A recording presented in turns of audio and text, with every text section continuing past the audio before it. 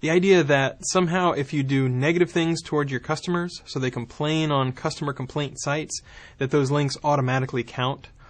Because that's a dangerous idea, that if you can abuse your customers, the more bad you treat them, the more links you'll get and the higher your rankings will be in Google. And that's very definitely a misconception. So Thor from getsatisfaction.com posted a blog post where he said, look, we have no follow on these links. And just as a quick reminder, no follow is a way, it's a general mechanism to say, I don't necessarily endorse this link to a third party. And so we can say to ourselves, you know what, even though this is a reputable site, we don't necessarily trust, or we don't trust, this no-follow link. We drop it out of our link graph so it doesn't figure into PageRank. No anchor text flows through that link.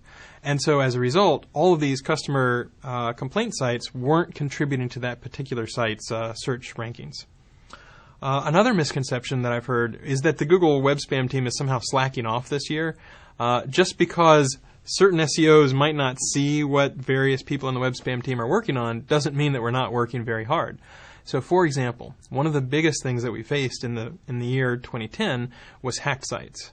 There's a lot of people out there who are trying to do essentially illegal things. They're really trying to hack a site and add links to their own stuff, or distribute malware, or viruses, or Trojans.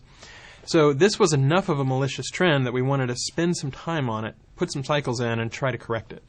So that involved a lot of people working for quite a number of months. And so as a result, people might not have seen other changes going on.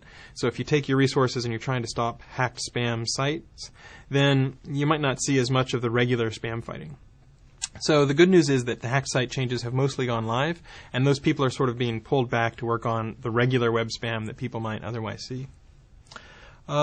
Another misconception is that only links matter. People sometimes think, oh, I only need to get links. I don't need anything at all other than links. And it does help to have good content on your site. So don't just pursue links. Also think about your site architecture, how crawlable it is, how discoverable it is, whether you have good internal links, whether you have the words on your page that people are actually going to search for. All of those things are really useful. A specific misconception that I'd like to pull out and highlight is that the keywords meta tag counts in Google search ranking somehow, because it just doesn't. We don't use the meta